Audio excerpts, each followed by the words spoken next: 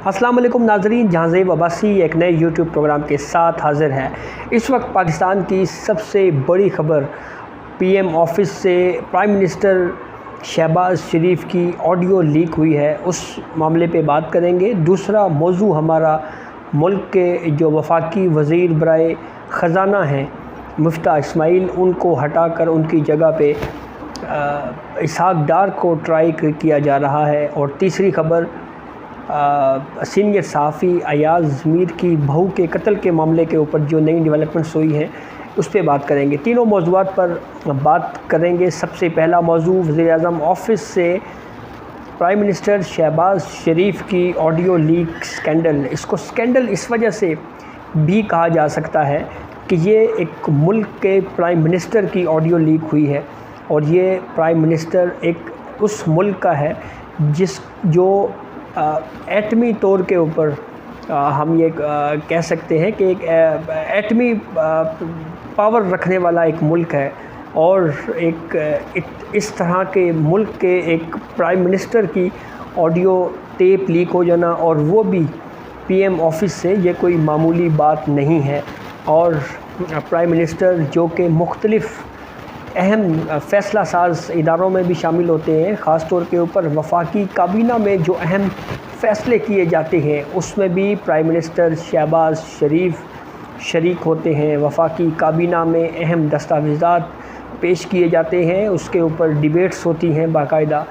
तो क्या एक ऐसा मुल्क जो एटमी ताकत रखता है, उस मुल्क के प्राइम मिनिस्टर, उस मुल्क के वज़ीर-ए-आज़म की इस तरह से ऑडियो लीक हो जाना, ये कोई मामूली नौइयत की बात नहीं है। लेकिन अजीब बात है कि वफाकी वज़रा उस ऑडियो को डिफ़ेंड कुछ इस तरह से कर रहे हैं कि देखें जी, फ़ैसले तो मेरिट के ऊपर होते हैं। हालांकि इस मामले के ऊपर क्विक एक्शन होना चाहिए था और फौरी तौर के ऊपर कोई बड़ी कार्रवाई अमल में लाई जानी चाहिए थी, और इस मामले की आज़ादाना तहकीकात करवाई जानी चाहिए थी, और असल मुहर्रिकात के पीछे, जो असल मुहर्रिकात हैं इसके पीछे, उसको तलाश किया जाना चाहिए था। लेकिन बदकिस्मती से हम देखते हैं कि मुल्क के प्राइम मिनिस्टर ऑफिस से इस तरह से एक ऑडियो लीक हो जाने के मामले के ऊपर हुकूमत कोई ज़्यादा संजीदा दिखाई नहीं दे रही। अगर यही वाक़या अमेरिका में होता तो इस वक्त पूरी दुनिया में कोहराम मच चुका होता। अगर यही मामला, अगर यही इसी तरह की ऑडियो लीक अगर हमारे हमसाया मुल्क इंडिया में अगर इस तरह का वाक़या पेश आता तो इस वक्त ना जाने किस किस को हटा दिया जा चुका होता अब तक। और ये ख़ास तौर के ऊपर हमारे जो कौमी सलामती के इदारे हैं उनके ऊपर भी ये सवालिया निशान है कि मुल्क के प्राइम मिनिस्टर अगर उनकी गुफ्तगू सेव नहीं है और उनकी भी ऑडियो लीक हो सकती है, तो यहाँ पे जो आम शहरी हैं उनके साथ क्या सलूक होता होगा, और जो आम शहरी हैं उनकी फिर जो प्राइवेसी है वो किस तरह से महफूज रह सकती होगी। ये एक बहुत बड़ा सिक्योरिटी ब्रीच है, और एक बहुत बड़ा, हम इसको कहेंगे कि ये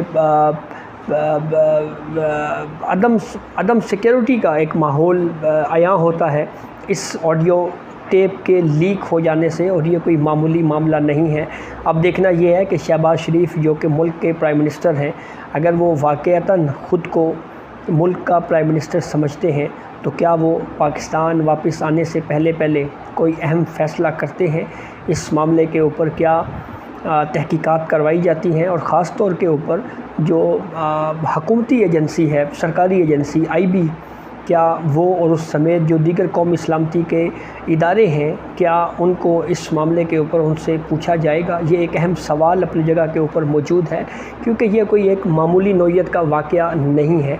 ये एक मुल्क की प्राइम मिनिस्टर की अगर इस तरह से ऑडियो टेप लीक हो सकती है तो इसका मतलब ये हुआ कि फिर कुछ भी हो सकता है, और ये कोई मामूली बात नहीं है। इस मामले के ऊपर देखना ये है कि वफाकी हुकूमत किस तरह से संजीदगी का मुज़ाहरा करती है और एक्शन लेती है। दूसरा मौजू सीनियर सहाफ़ी अयाज़ मीर की बहू के कत्ल का मामला है।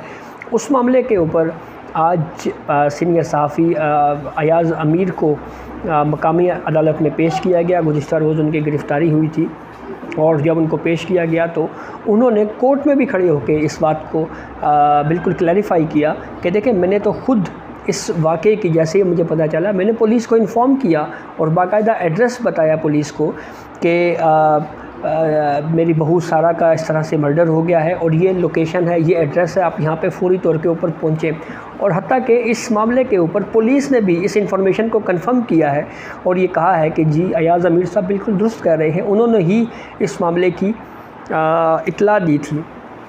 تو اب سوال یہ پیدا ہوتا ہے کہ اس طرح سے ایک شخص کو شامل تفتیش کر لینا اور خاص طور کے اوپر ایک ایسے صحافی جن کے نظریات پاکستان تحریک انصاف کے ساتھ ان کی مطابقت ہے یا ان کی سوچ پاکستان تحریک انصاف یا پی ٹی آئی کے ساتھ مماثلت رکھتی ہے، اور خاص طور کے اوپر سینئر صحافی ایاز امیر کے ساتھ ایک ناخوشگوار واقعہ بھی پیش آیا تھا دنیا ٹی وی اسلام آباد کے باہر، جب چند نامعلوم افراد نے ان کے اوپر تشدد کا نشانہ بنایا اور پھر اس کے بعد اس کی گرفتاری۔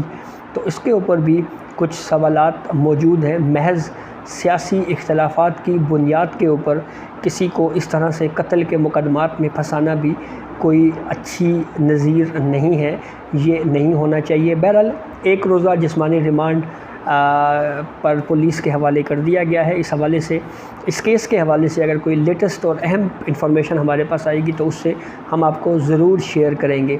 تیسرا موضوع ہے وفاقی وزیر خزانہ اسحاق ڈار بننے جا رہے ہیں۔ منگل کے دن یہ کہا جا رہا ہے کہ اسحاق ڈار باقاعدہ بطور وزیر خزانہ حلف اٹھائیں گے اور مفتاح اسماعیل نے اپنا استعفیٰ جو ہے وہ بھجوا دیا ہے۔ لندن میں ایک ملاقات بھی ہوئی، سابق وزیر اعظم نواز شریف وہاں پہ تھے، پرائم منسٹر شہباز شریف تھے، اس کے علاوہ نون لیگ کے دیگر جو رہنما ہیں وہ بھی موجود تھے، اور وہاں پہ اب یہ کہا جا رہا ہے کہ شہباز شریف کے ساتھ ہی اسحاق ڈار وطن واپس آئیں گے۔ نیب کورٹ نے ان کو یہ پرمیشن دی ہوئی ہے کہ جب وہ سرنڈر کریں گے تو ان کو گرفتار نہیں کیا جائے گا، پھر ان کے ٹرائل کا دیکھنا ہے کیا ہوگا۔ تو ملک میں اکانومی کی صورتحال اگر ہم بات کریں، مہنگائی، بجلی کے بلوں سے عوام اس وقت تنگ آ چکے ہیں۔ اب مہنگائی اس وقت عروج کے اوپر ہے۔ جو سب سے بنیادی مسئلہ اس وقت اس ملک کو درپیش ہے، جو عام آدمی جس سے پس رہا ہے، وہ ہے مہنگائی کا، اور اسی مہنگائی سے نمٹنے کے لیے جو ہے وہ طرح طرح کے فارمولے ٹرائی کیے جا رہے ہیں۔ شاید اسی وجہ سے اب وزیر خزانہ کو تبدیل کر کے جو ہے وہ مفتاح اسماعیل کو ہٹا کے اب اسحاق ڈار کو لایا جا رہا ہے۔ تو سوال یہ ہے کہ وہ کون سے ایسے اقدامات ہیں جو مفتاح اسماعیل نہیں کر سکے اور وہ اسحاق ڈار کریں گے، اور جس کی بدولت ملک کی جو اکانومی ہے وہ بہتر ہوگی، اور ملک کو جو معاشی بدحالی کا شکار ہے اس وقت خاص طور کے اوپر فیول کی پرائسز ہیں، جیسے مہنگائی کا میں نے آپ کو بتایا 10-20 روپے، تو اس طرح سے ہر چیز مہنگی ہو رہی ہے۔ تو اس تمام تر صورتحال میں وہ کون سا ایسا فارمولہ ہے یا کون سی ایسی کچھ ہم یہ کہیں کہ گدڑ سنگی ہے اسحاق ڈار کے پاس جو کہ اس ملک کی اکانومی کو درست کر لیں گے، یہ آنے والا وقت ہی بتائے گا۔ 4 مہینوں میں یہ وزیر خزانہ جو ہے وہ تبدیل ہوئے ہیں۔ پاکستان تحریک انصاف کی حکومت میں بھی ہم نے دیکھا کہ وہاں پہ بھی وزیر خزانہ کی تبدیلی کا سلسلہ جو ہے وہ بڑی تیزی سے جاری و ساری رہا۔ تو بہرحال منگل کو اب یہ خبر ہے کہ اسحاق ڈار باقاعدہ آ رہے ہیں اور بطور وفاقی وزیر برائے خزانہ حلف بھی لیں گے، اور پھر اس کے بعد ایز اے سینیٹر بھی حلف اٹھائے جانے کی ان کی اطلاعات ہیں۔ تو یہ اب تک کی اپڈیٹ تھی، 3 موضوعات کے اوپر آپ سے بات کی۔ اجازت دیجیے، اللہ حافظ۔